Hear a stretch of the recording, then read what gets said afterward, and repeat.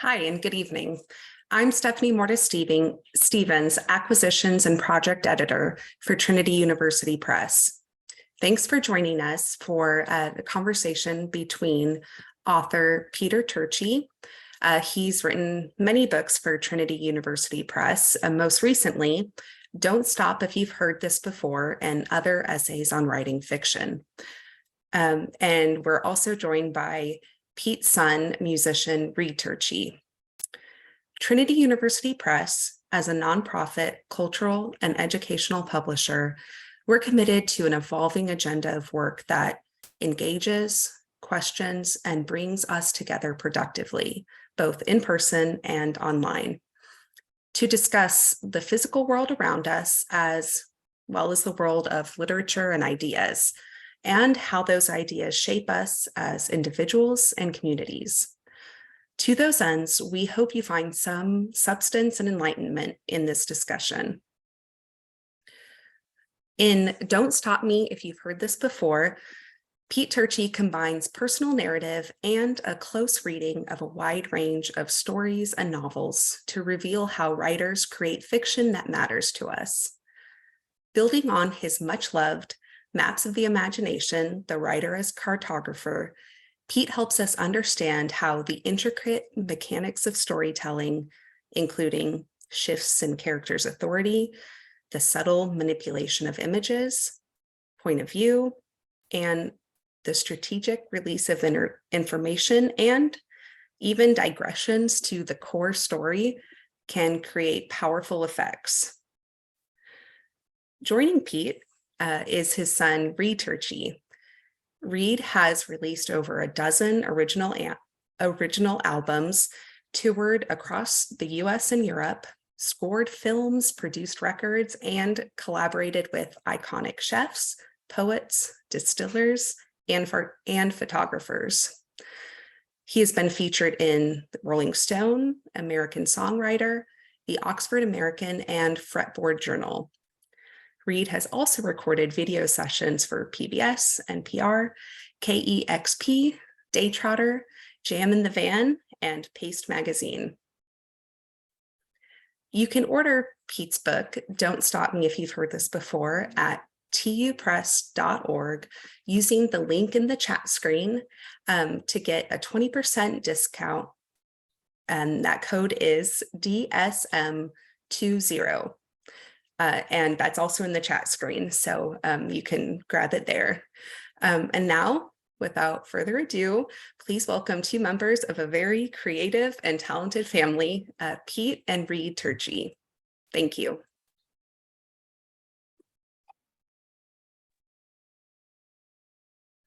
All right, thank you to everyone that's braving the weather of the internet here this evening to make it all the way to our cross-country abode. Thank you, Stephanie, and thanks to everyone at Trinity University Press. I've been struggling with the last name pronunciation of the author, but I think I've got it together. I think my qualification to do this Q&A comes from helping to make copies of the Maps of the Imagination transcript in a Kinko's a long time ago, and I've been along for the trilogy. And so I guess my first question, and then speaking of questions, there is a Q&A function that you should see on a bottom bar, and I will try to keep half an eye, which is better than usual, on that as we go along. So I guess the first question is the relationship of this book to A Muse and a Maze and Maps of the Imagination, and what this book keeps exploring that those may have left off. Yeah, well, that's part of the, not exactly joke, but that's one of the many implications of the title, which is, suggests that perhaps people would have had enough by now. Maps started out as a lecture, and it was focused on one simple idea, really, which is how is a story or a novel like a map.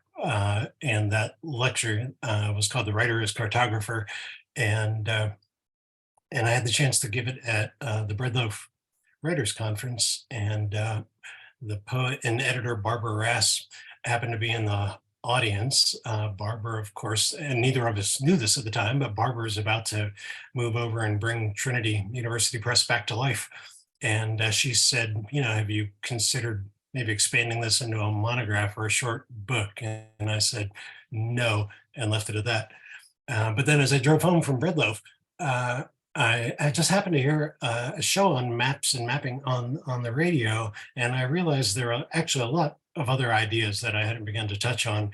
And my memory of working on that book was that it was kind of one ecstatic process. I can picture my desk covered in books about maps and mapping, and just being excited by the ideas. So everything kind of unrolled from that one metaphor, and I wrote about it. I threw in things that I loved. I alluded to Looney Tunes and the Marx Brothers and board games, just all sorts of things. I was just having fun, and that may be one reason that all sorts of people have responded to it. Not only writers, but designers and artists, and even sales teams and things. It was surprising where that book went.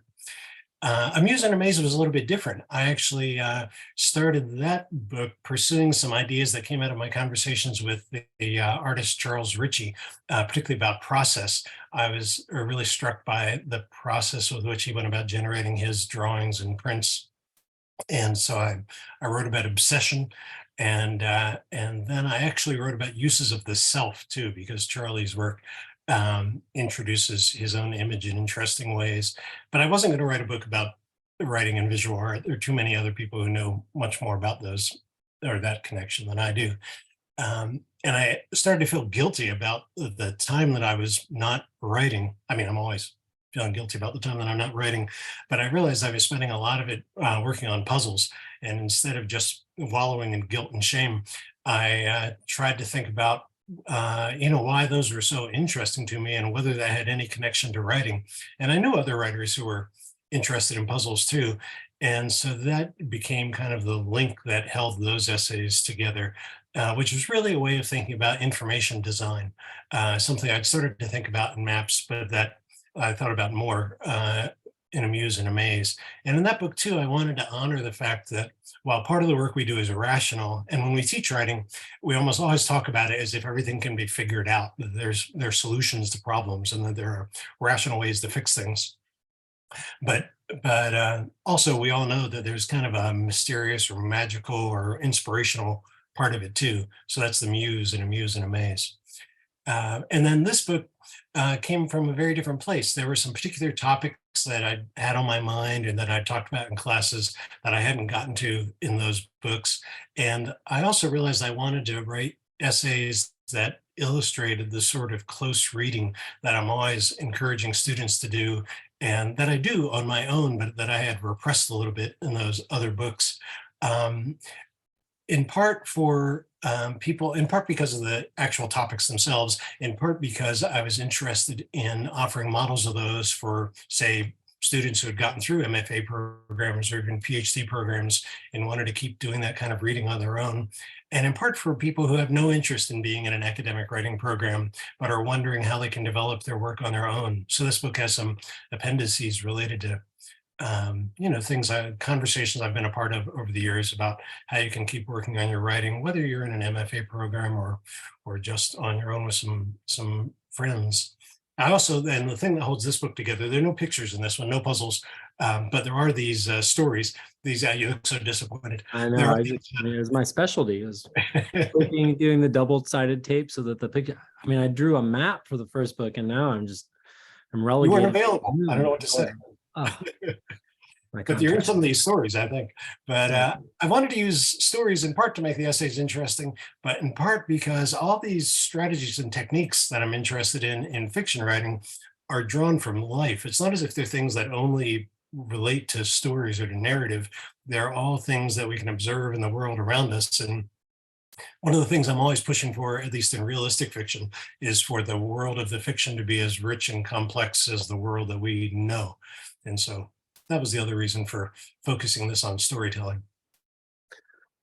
The first, it definitely, I noticed that this book feels very much aimed and out of lectures I've heard you give, and, specifically in some graduate student world. So on one hand, it seems more sort of to the point and to the audience, but I think that's what makes it, or I think that's what will make it sort of more universally interesting too. But I mean, the power plays chapter is, I remember you saying, one of your favorites to discuss, and it's also what opens the book. And I was wondering if you'd read the opening paragraph of that chapter and then maybe tell more of that story.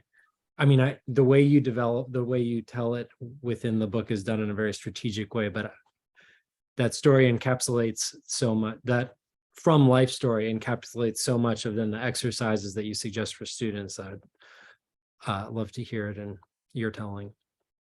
All right, well, here it goes. This is a true story, as they say at the beginning of films, which are usually not true. This is the beginning of the first essay, which is called Power Plays. When my wife and I lived in Arizona, coincidentally, we now live in Arizona, she played in a community orchestra. Many of the people who attended the orchestra concerts were related to one of the musicians in some way, and the rest tended to be older folks. I am in no way a youngster. It's depressing how long ago I wrote that line, and it was true then. I am in no way a youngster, but as I shuffled past the frail elderly couple seated at the end of my row one night, the sheer contrast made me feel like a teenager. I sat down and, like a teenager, began fiddling with my phone, checking email, sending texts, all the usual. The woman beside me, who might have been in her early 80s, said in a surprisingly strong voice, "Can you get the score on that?" "Sure," I said, smiling like a minor god of technology. "Score of what?" The woman gave me a look of something like surprise and pity. How could I be so young and virile and yet so ignorant? Anyway, she was interested in a basketball score. Yeah. Keep going to the first the moment of tension, I guess. Moment of tension. Yeah, moment of tension. Offense. It's fraught. Hang Yeah, on. but I wanted the first perceived power assumption. Okay. How could I be young and virile, etc.? I like that part. Marquette, Syracuse, she said. I'm pulling for Marquette, but Albert, she gestured toward the man I assumed to be her husband, who was absorbed in the concert program, says Syracuse is going to win. I tapped my phone a few times and reported that Syracuse was up by 2 late in the first half. As I did, I noticed the woman's left hand, wrinkled and discovered by liver spots, was freshly bandaged and badly bruised. I fell last night, she explained. This is all true still. I got up in the middle of the night and tripped on the carpet or something. I reached out for the dresser, but missed, then fell on this hand, hurt something awful. I made a vague, sympathetic sound. I was hoping it was bad enough that we couldn't fly tomorrow, she said. We're supposed to go to Rochester, and I do not want to go to Rochester. I told Albert, look, now we can't go. And he was so angry with me. He gets angry. He accused me of falling on purpose. That was, so that essay is about, so there's an old notion, maybe still true, or maybe never was true, I don't know, that all stories are based on conflict. And at least when I was in grad school, people were unhappy with that notion, and they said there was a male-centered view of narrative, which it may well be. And I'm not interested myself in everybody rewriting the Iliad or something with sword fights and people being run through. But I am interested in minor power dynamics and how they permeate our lives, even the very simple things like if Zoom fails right now, either your mother will run in and save me, or somebody there at Trinity will fix it, or I will be lost. Those are the scenarios. And so whatever minor authority I will have had for 5 minutes here will be done. But also, there will be the quiet person who suddenly asserts themselves in some way with kind of knowledge or with maybe a moral attitude that changes the tone of a conversation, or you realize that somebody, at the Warren Wilson MFA program where we have dances twice every residency, you may have not noticed some particular student who then moves onto the dance floor and demonstrates a talent that you had no reason to imagine up to that moment, and you have to sort of reassess things. Those little changes in authority in a scene, in a conversation over the course of a day interest me, and they complicate fiction in a very useful way, I think. So that's what that little anecdote starts to be about, this interaction with this elderly couple who at first I was feeling superior to, and then things got a little ominous, and so on. You have to read the essay to see the rest. Yeah, I won't spoil it. I know that no one's going to pick up the book if they know what happens in the first 3 pages. I mean, that would be unthinkable. But I think one of the things that interests me about that essay is not just the idea of representing the power dynamics, which you do in the telling and the structuring of the anecdote, which again, you'd have to read more of the essay to get into, but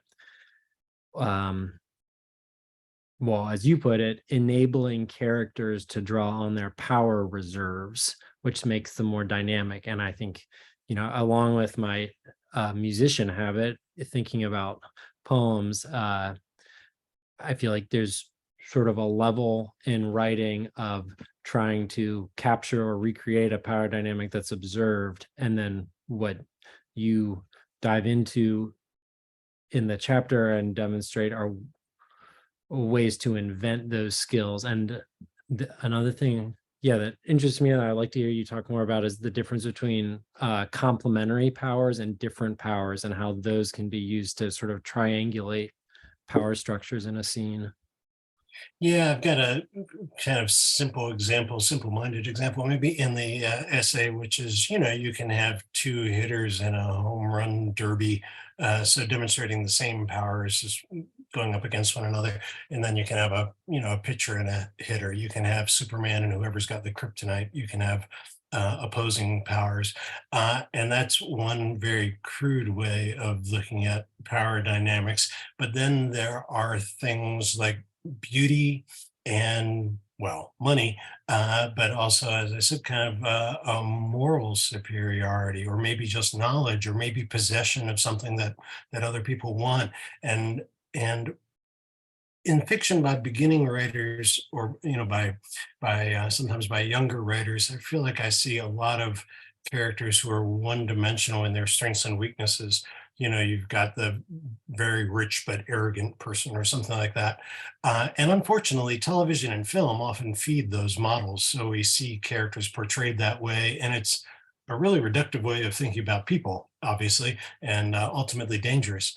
And so I'm interested in trying to find those moments when a character who seems otherwise powerless, in fact, wields a certain authority, or when the character seems to have great authority, the CEO needs a plumber, things like that, where some sort of vulnerability is exposed. I often think, I don't think he's watching, I hope not.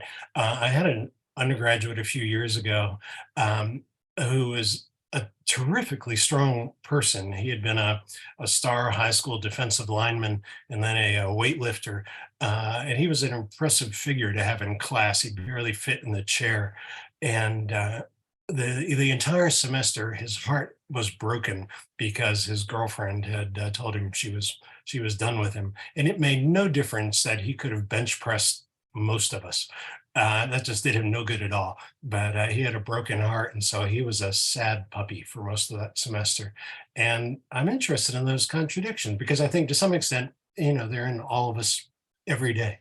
And sometimes we are in a position where our strengths shine, and at other moments, our vulnerabilities are exposed.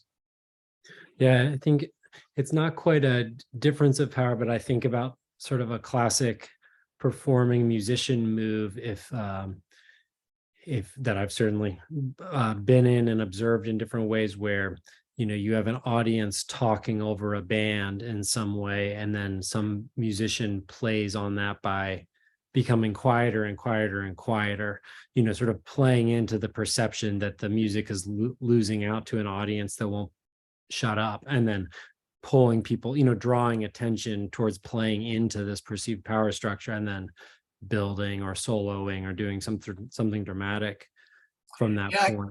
I could never do what you do with audiences talking and smoking and going in and out and all that kind of stuff. We have the coffee machines in the bookstores to deal with, but basically you just have to soldier on. I mean, one wants to throw books, but that's discouraged in most independent bookstores. Yeah, might be the Zoom has its own version of the coffee shop grind.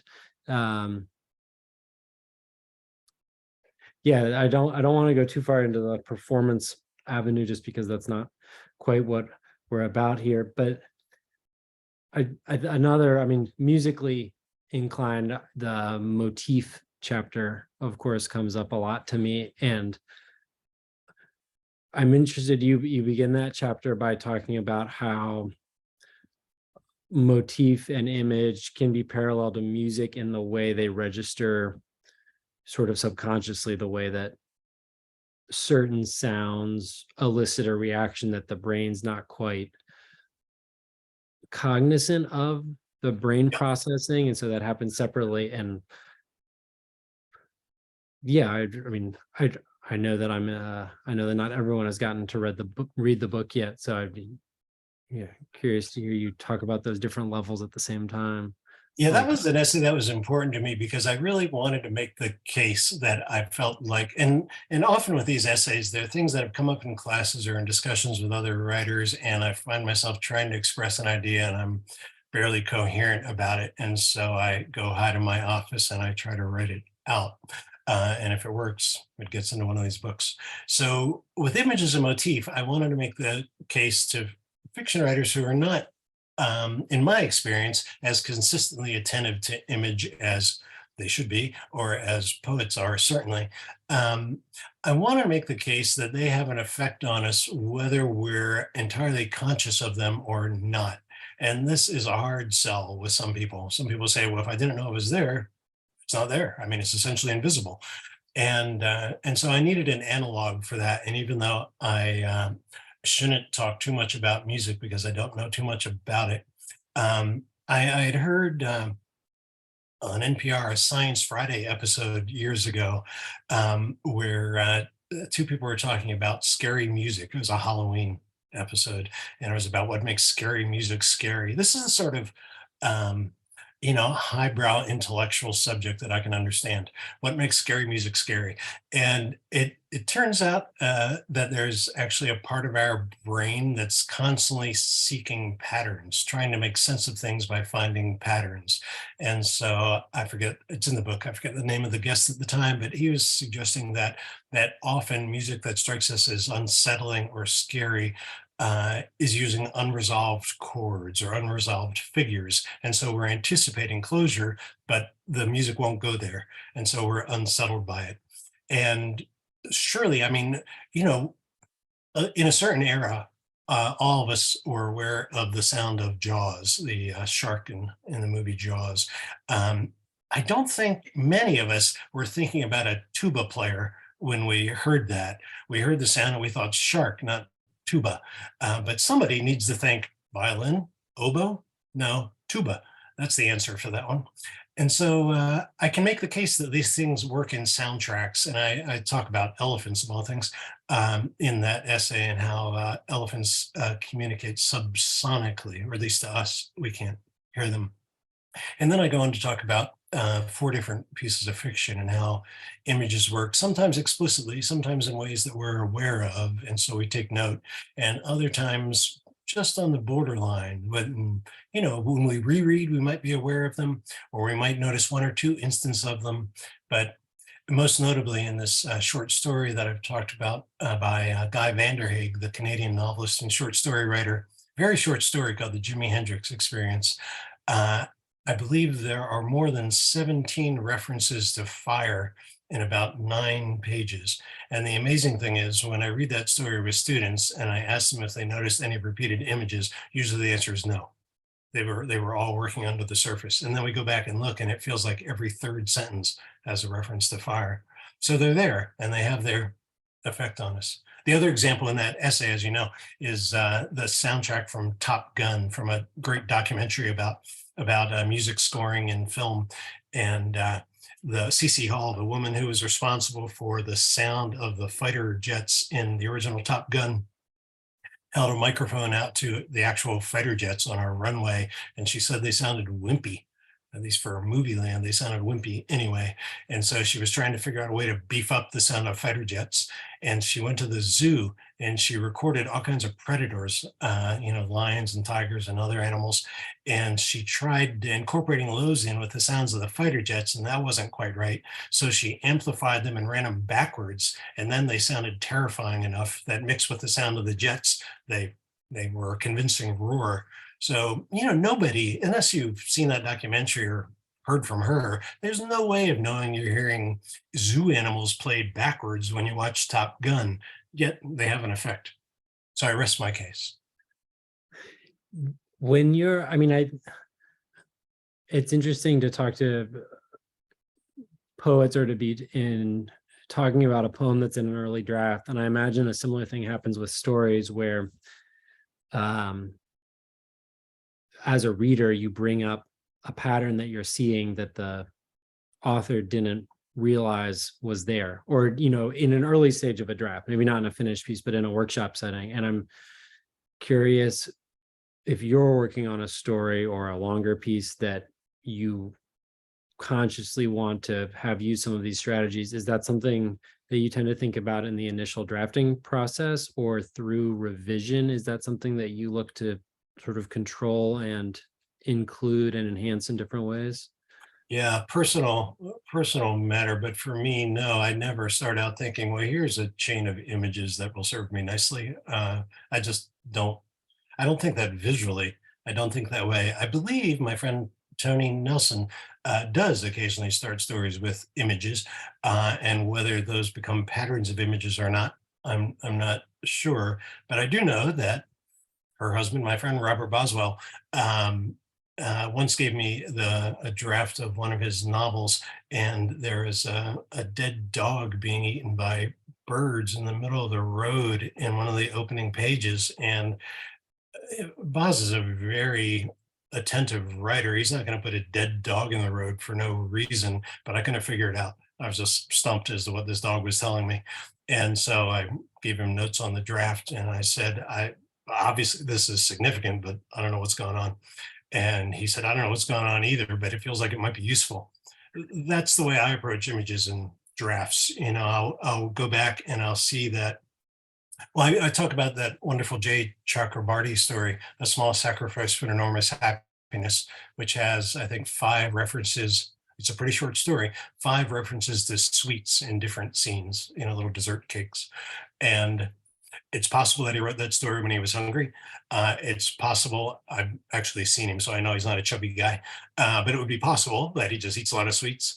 But I suspect that he wrote the sweets into a one scene or maybe 2, and then realized that instead of using different significant images at different scenes, that it would be useful to work variations of that image.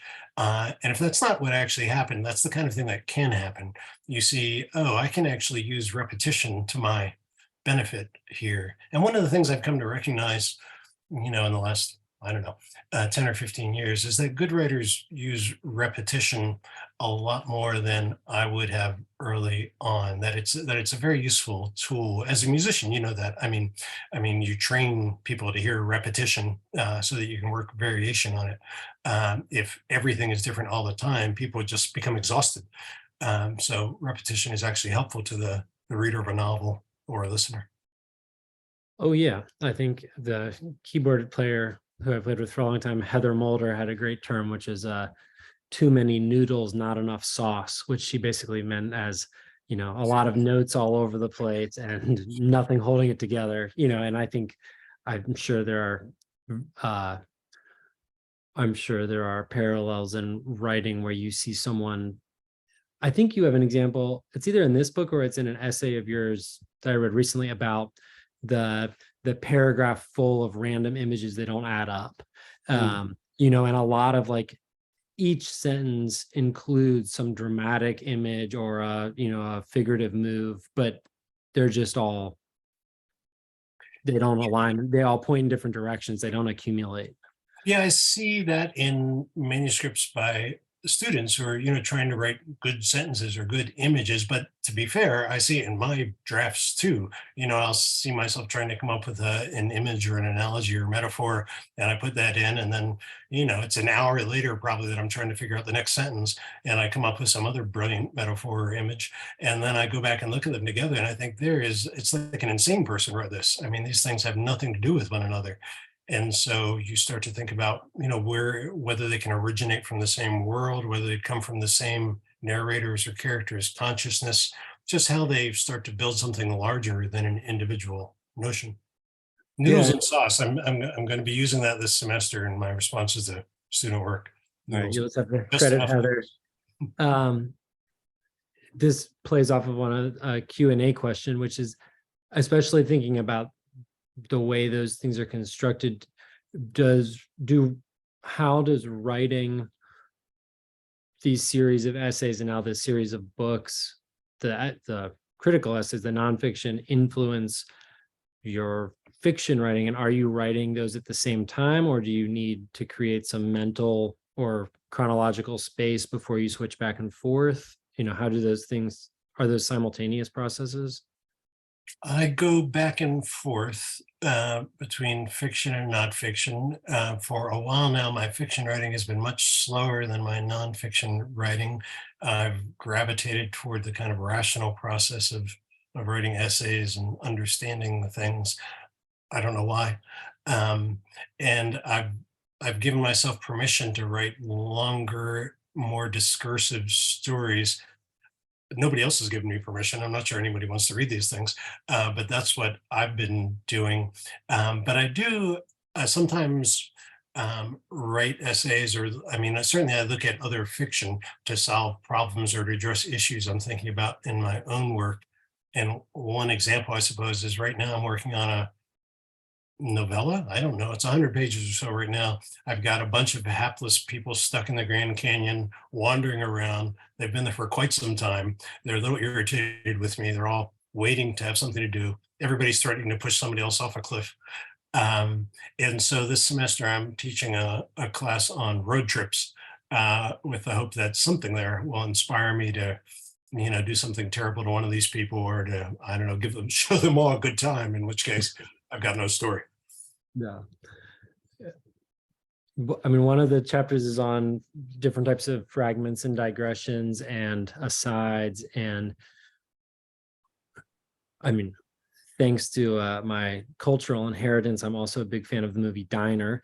And one of the points you make about that movie is that if you look at it in terms of plot, every scene is cuttable. There's not a single scene that's essential, and yet the movie holds together as a cohesive, story in a experiential sense, but not story as in a plot sense. And how do you try to judge for yourself, or looking at someone else's work in a piece that functions more in that sort of discursive and fragmented way, in something that where not one moment is considered essential in a rising action, falling action sense, what you want, or what most embodies I don't know, in poetic terms, who knows, there'd be some floaty, fanciful term about spirit or emotional core or crystal alignment of the poem. But in a hard hat fiction world, how do you make those decisions? I don't even want to get into this poetry fiction debate here, but at least you're whacking on the poet, so that's fine.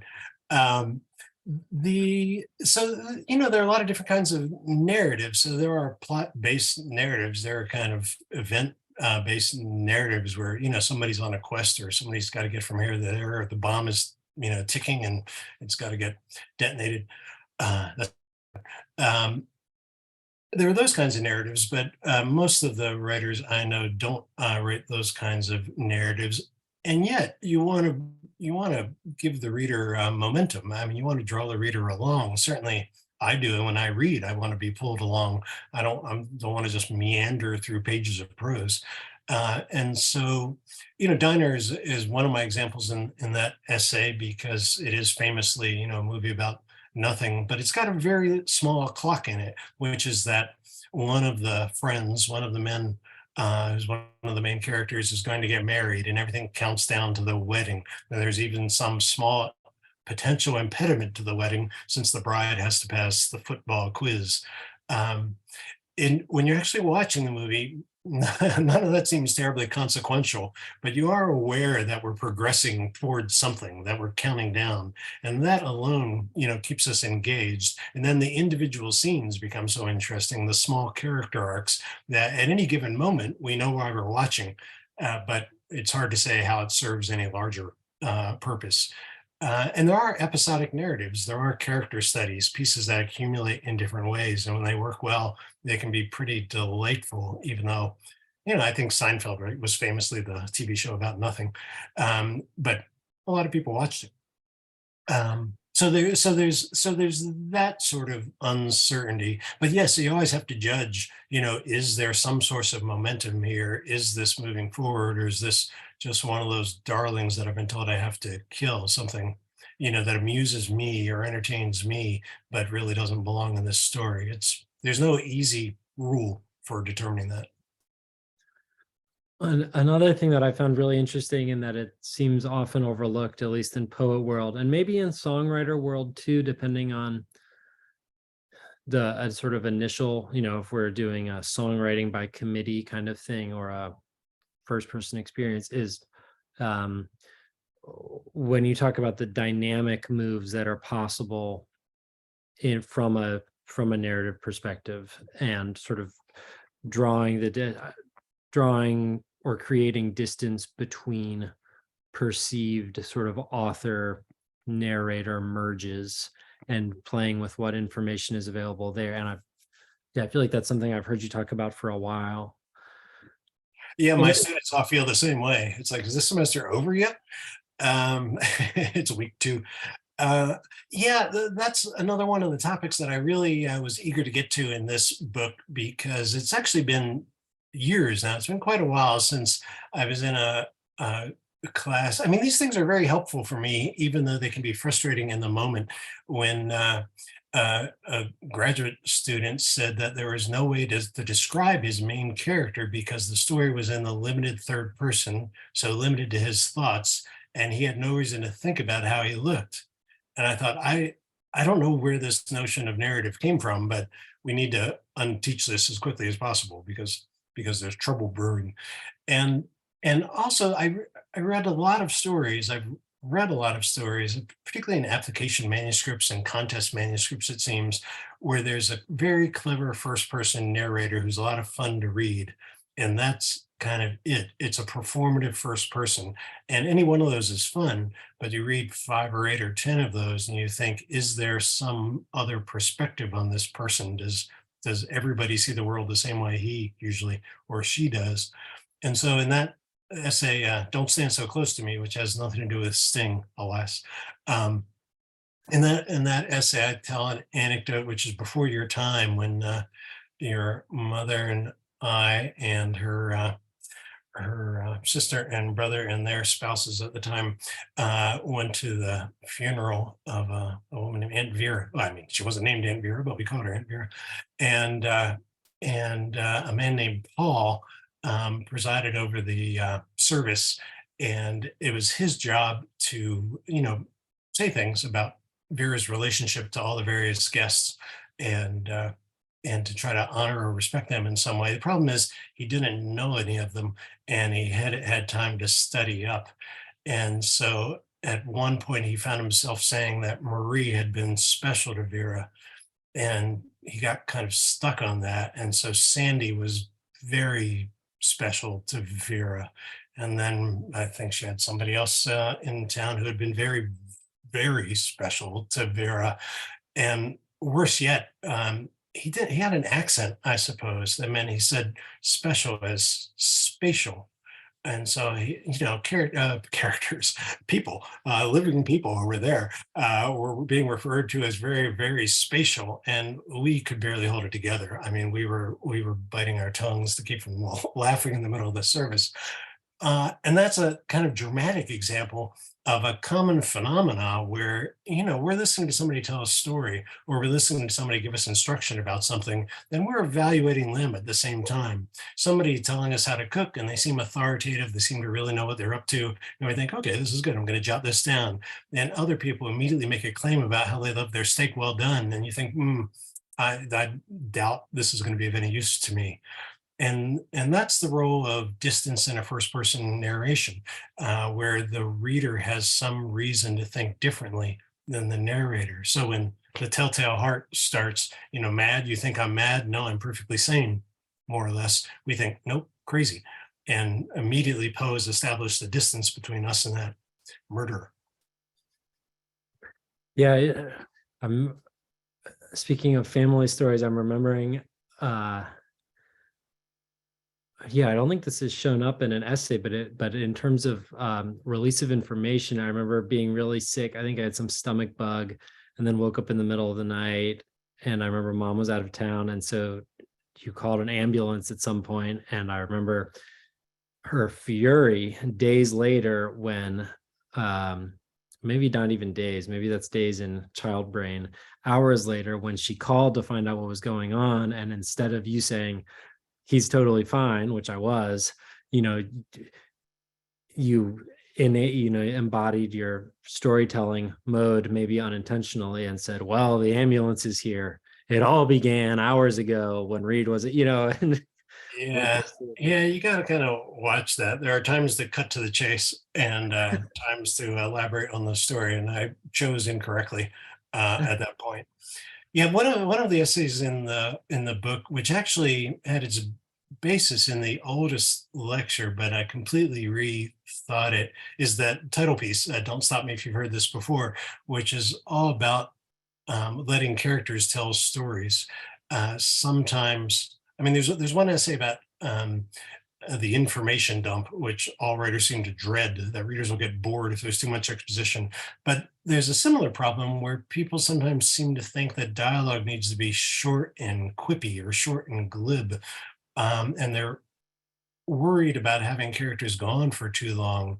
But in fact, there are plenty of great examples of stories and novels in which characters tell stories to great effect. And when I was looking for an example of that, I went back to Toni Morrison's Song of Solomon and was amazed to find out how many different kinds of storytelling go on in that book. There's familial storytelling. There's a kind of corrective storytelling where Milkman Dead's mother tells one version of a story, but then his father says, I'll tell you the real story, which of course is just his version of that story. There's communal storytelling where people get together in a barbershop and each tell parts of a story. There's stories that are assembled gradually over time, all kinds of stories that are told. And I think, to think about the way we assemble meaning together, and to even think the reason this, is based on an old lecture is because I gave a lecture a long time ago called Twice Told Tales, which was not about Hawthorne, but it was about stories in which people retell the same story. So in Catherine Porter's Noon Wine, or in the Akutagawa story In a Grove, which was the basis for the film Rashomon, where we hear versions of the same story. And I was interested in what it means when people keep telling the same story. Sometimes, you and I were at a breakfast the other day where the Norwegian potato farming story came up. And by now that's like family myth. And so, we took turns elaborating on, many of the details were true, I think, but we took turn elaborating on the details of the Norwegian potato harvesting story. And, one could ask why that one? Well, it's entertaining. But there are other stories people return to about things that happen in their family, about, things they remember from the past, that clearly have meaning for them. And it's not always the meaning that they say that it has, or that they feel that it has. And so I'm interested in the kinds of stories that we tell, how we tell them to different audiences, and how we understand them differently over time. Even the story that we might hear as a kid and think of as either innocent or one-dimensional, and we hear it later and we think, oh, that my mother must have hated hearing that story. They change over time on us too. And so I was interested in thinking about how that can be reflected in novels and stories. Yeah, I mean, in a way, obviously all these things go together because they're all collected in your new book. But in a way, where the act of storytelling through different characters as sort of asides within a story, then build a momentum, sort of actively build a momentum. I'm going to ask you a question about the information thing. If there are questions, and if anyone wants to pepper them into the Q&A, I will attempt to incorporate those. There's a little button at the bottom of the Zoom thing, not the chat one, but one that says Q&A. Yeah, I found for the information dump, so many times in poems, it's poems that are in process, it seems like there's a hesitation to give information because it seems like it's somehow diminishing. And I think you talk about the exact same thing with fiction writers with, well, I don't want to like get in the way of my story with taking the time to explain what's going on, as if that was so obvious it wasn't worth the words. But I also think of your former student and novelist, Richard Schmidt, talking about the performative element of landing wire walker tricks and the difference between doing an amazing technical trick and then doing even a simple trick, but then telling people, I've done it, hands in the air, it's time to applaud. Yeah, no, that's a great example. And you see it with musicians too. Of course, somebody will play a solo and they'll just play the solo and the audience may or may not respond, but somebody else goes into guitar god pose, and starts to sweat and their legs are poised like they're going to break the guitar. And then, the rest of the band turns to them and holds their hands up and everybody shouts and screams as if this was the most difficult thing ever achieved on an instrument. So there are all kinds of ways to present, in that case, a solo, but in the case of a story, information. And so I try to offer some strategies to release information in ways that actually intrigue readers or make readers want it. It's the Tom Sawyer and whitewashing the fence thing. Make readers want to discover information because, in fact, a lot of quite wonderful writers spend a lot of time in expository prose. 100 Years of Solitude, Gabriel Garcia Marquez's novel, is essentially expository. There's some dialogue and there's some very brief scenes, but he's an expository writer. He just writes incredibly vivid exposition. And so that's, one lesson. And then, as I said, there are different ways to present information. Toni Morrison is masterful at creating mysteries at the openings of her novels that we want solved, even as she also gives us some solid ground to stand on, so we have some understanding of what's happening. And so, yeah, there's the debate about that. I'm actually feeling humbled about that topic right now because, as you know, I'm reading Basho's Narrow Road to the Interior in many translations, and Basho walked 1,500 miles over 5 months and gave us 40 pages. And cut out just about everything. And so there's something to be said for that, to the economy of selection and omission. Yeah, safe to say he also didn't invent those forms that he was working in, though, which helps. Yeah, I don't know if there are any other questions or any other things you wanted to bring up. Or thank Trinity again. There should be some chats in the link if you want to order the book directly. There's a code which gets you, it's like WD-40, but it's not WD-40, it's BSM20, which that's a helpful way to remember it. We could have packaged the book with a can of WD-40, and that I like the practicality of that. Yeah, opening doors in your creative writing. Yeah, I'm here, I'm ready. I'm going straight to the top.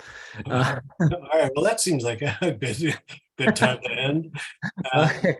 But yeah, these webinars are a little odd, so I just want to thank everybody who listened to us, and hello to all of you who I know, but many of them will cross paths in person before too long. All right. Well, yeah, last call for any questions, but otherwise, I think we will get ready for our next event, taking it on the road. All right. All right. Thanks. Good night.